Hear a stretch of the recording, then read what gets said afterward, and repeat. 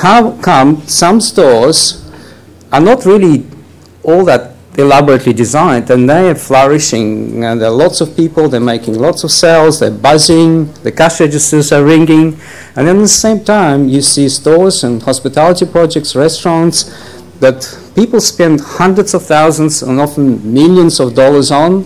They open up, sometimes they make design magazines, and then in 6 months' time they close down, and they start with another fit out. Isn't that a waste? Isn't that a shocking waste, and also a tragedy on the business level? So our method basically is the most important thing about that is that you got to focus on maximum sales. You can say that a design is successful because it wins awards, or because customers like it, or because it looks good. We put this definition of successful retail design on ourselves and on all our projects. The design is only successful, as far as I'm concerned, if it increases clients' profit and sales. As we came along, we developed many different techniques that would enable us or our clients to achieve that objective. I cannot today focus on every technique. So I've picked 4 key techniques. The first case study that I've picked is a project called Sugar Fix. It's a chain of stores, and they sell sweets. Right? We start with a very impulse-driven shopfront. This is really open and inviting. It's a bit crazy. It's actually young adult-oriented, not children-oriented, which was quite a deliberate strategy. And it's also not trying to say that sweets are good for you. You know, we do things that are not brilliant for us, but we do them because we enjoy them. So it's trying to evoke that enjoyment and the pleasure of having sweets. And also it brings customers, as I'll show you in a second, right in touch, right in front with the product. Here I'd like to concentrate on product presentation, and with a twist. This is a restaurant, right? The sales were increased 70% from before. In fact, we had a distress call from people who ran it. They were running this establishment for quite a long time, and they were doing really well. And then the strip became very popular, and 6 or 7 other Thai restaurants opened in that strip. That's in Sydney area. So they were losing sales literally weekly until it really came to a grinding halt. And when I talked to them, they said to me, look, you know, we are so different. We're really special because my wife is actually Thai. She's from Thailand. It's a Thai restaurant. She gets up at 5 in the morning and she goes to the special market in Sydney, because you can't just buy Thai spices everywhere. She goes there and she buys spices and herbs every morning, and she does it all by hand, because all others, you know, they just really copy and, you know, take shortcuts.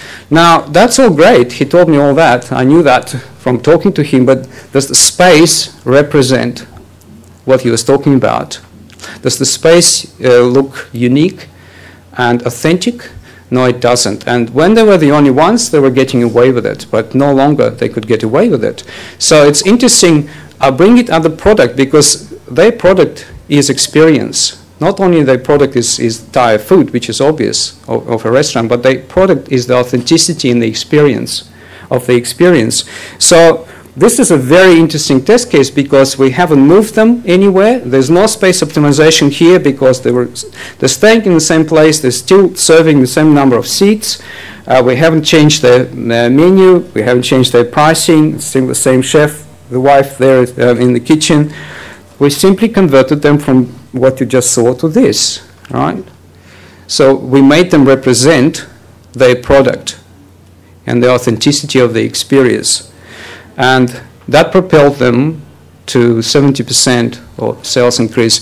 So it's cases like this where we could demonstrate that the only difference was retail design. My last example is so new.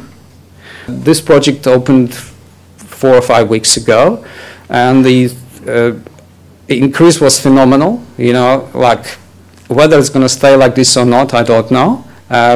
Most of our projects, they go up and they stay there, or they might just drop a little bit. But you know, she said to me, like the operator said to me, it's more than doubled. And I said, like, but really, tell me what on your bad day, how is it? And she said it's about 85%. I was like, I'll put it on your bad day. It's a design jewelry project called Arent Design, and this is how it was, and this was just another jewelry shop. The jewelry is priced in Australian dollars about $50 to $400, so it's sort of mid, not too expensive, not too cheap. She goes to places like India and Asia and other Asian countries in South America, and she gets small interesting pieces and puts it all together very creatively. But that's how it was displayed. Well, we thought, what if we totally reinvent the whole model? What if we create, and we started teasing people, you know, she rented a space on one of the main, it's probably #1 shopping street in Sydney, and so instead of hoarding, we put this up so you couldn't see well when the refurbishment was done. So we invented the brand called Anna Design, so that's Anna, even though Anna doesn't physically go there all the time. And we invented that really colloquial, very approachable manner with which she would communicate. And then when it was revealed, what if this is a concept? We got rid of counters. We got rid of the idea of, again, the separation between the product and the customer. What if it's really a combination of Anna's workshop and a girl's bedroom, I suppose? So we've got 2 walls, and one wall is all drawers that can be pulled out, or can be supposedly pulled out, and on top of the drawers there are jewelry displays, and the other wall is all mirrors.